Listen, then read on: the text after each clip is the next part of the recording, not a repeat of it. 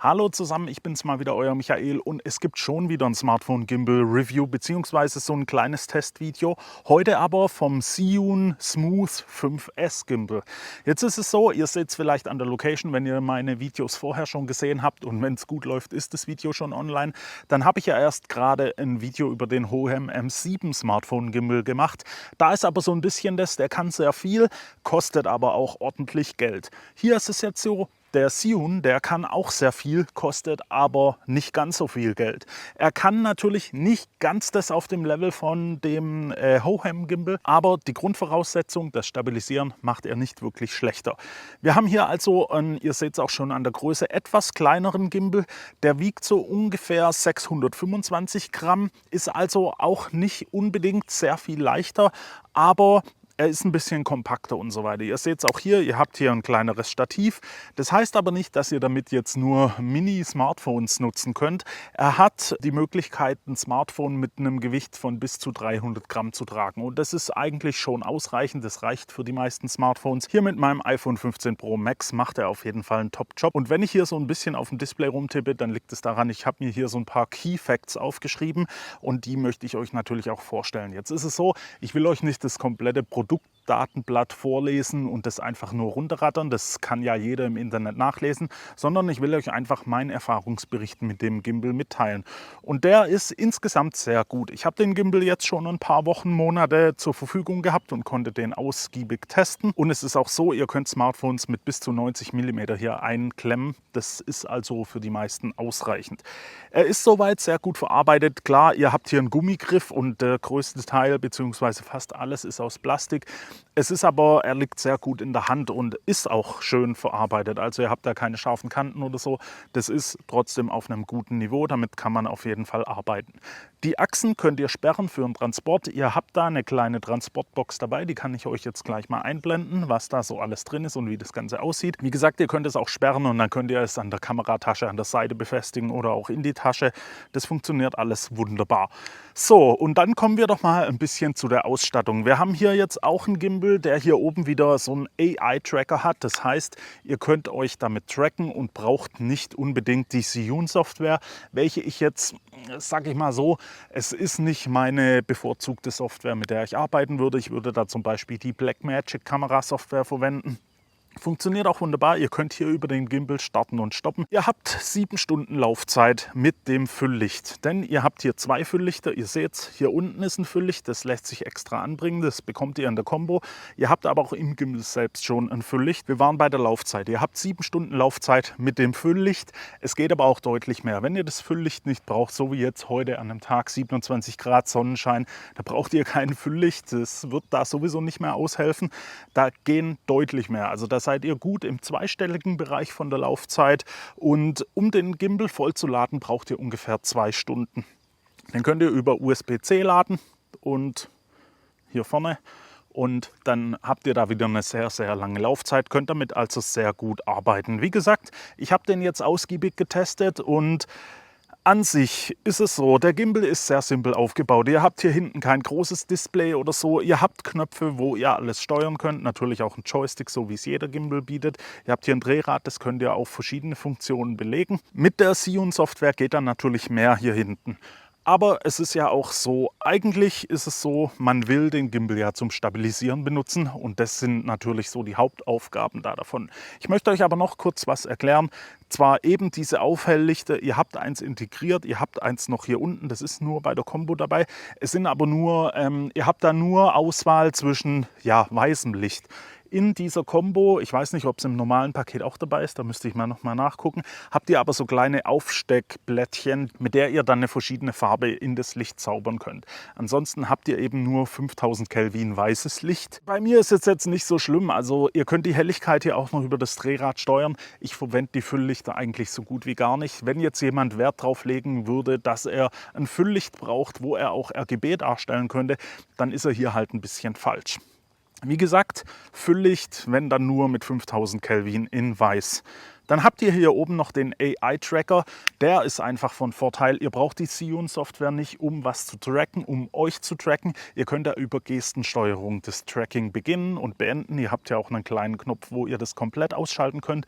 Dann könnt ihr vor der Kamera rumhampeln, wie ihr wollt. Das Tracking wird nicht beginnen. Ich zeige euch das natürlich auch. Ich denke, ich blende das hier im Video ein, wie das Tracking funktioniert. Und jetzt schauen wir uns kurz dieses AI-Tracking an. Ihr habt oben auf dem Gimbal diesen AI-Tracker und ihr seht es vielleicht, ich habe die iPhone-Kamera-Software in Verwendung, also dass da nicht softwaremäßig getrackt wird.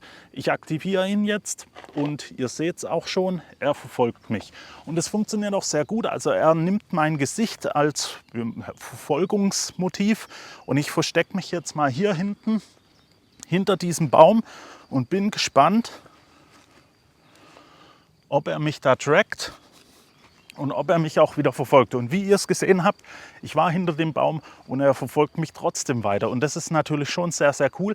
Es ist auch so, wenn da mehrere Menschen im Bild sind, ihr das Tracking aber angefangen habt, dann wird er auch nur euer Gesicht tracken. Und das ist natürlich schon sehr toll.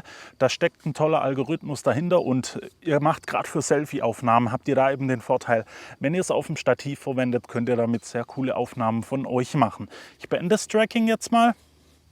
Und ihr seht, er reagiert jetzt nicht mehr auf mich. Also das funktioniert wirklich sehr, sehr gut. Aber wie schon gesagt, ein Gimbal hat eine Aufgabe und das ist die Stabilisierung und die wollen wir uns jetzt natürlich mal angucken. Zhiyun ist ja dafür bekannt, dass sie sehr gute Gimbals bauen und das sind natürlich Kamera-Gimbals meistens. Die sind auch relativ groß und können richtig was schaffen. Im Smartphone-Bereich ist es hier ein bisschen kleiner, aber das soll dem natürlich nicht irgendwie im Nachteil dastehen. Also es funktioniert sehr gut. Ich zeige euch jetzt einfach mal ein paar Varianten im Laufen, Drehen, Schwenken und so weiter mit den verschiedenen Zoom-Stufen von der Kamera und dann könnt ihr einfach mal sehen, wie das hier so stabilisiert. Schauen wir uns also direkt die Stabilisierung mal an. Ich bin hier mit der Kamera im Einfach-Zoom-Modus, also bei der normalen Brennweite und laufe jetzt einfach mal vorwärts. Ihr solltet das hier auch in der Kamera sehen, hoffentlich. Ja, die nimmt auf. Also wir laufen hier vorwärts. Ich mache jetzt hier auch nicht groß irgendwie einen Ninja Walk oder so, um die Stabilisierung zu testen, sondern ihr sollt es hier einfach mal direkt vom Gimbal aus sehen, was da so geht. Weil wenn ihr einen Ninja Walk, ihr kennt den vielleicht, macht, dann lässt sich recht viel einfach stabilisieren. Und das muss ja jetzt nicht unbedingt sein, nicht jeder will im Ninja Walk durch die Stadt laufen. Und jetzt laufe ich einfach mal sehr schnell auf die Kamera wieder zu. Wir schauen, wie der stabilisiert.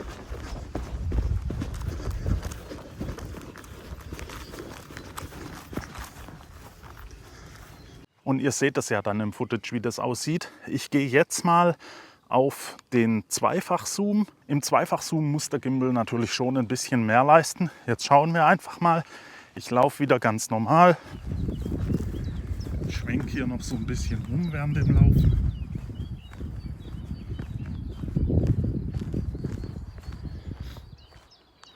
Der schöne Überblick hier übers Tal. Und dann renne ich jetzt wieder zurück zur Kamera.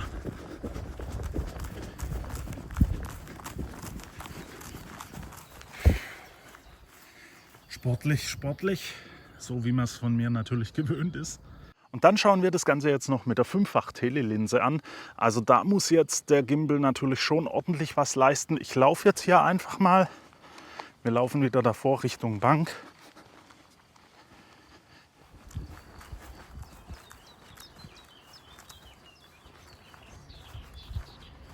Da könnt ihr natürlich mit den verschiedenen Modis jetzt einstellen, ob er gelockt sein soll. Also man kann ihn locken.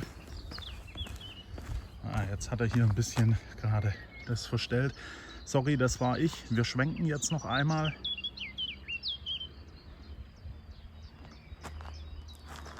Und die Paradedisziplin auf die Kamera zurück zurennen. So, ich nehme die Kamera mal hier ins Bild und auf geht's.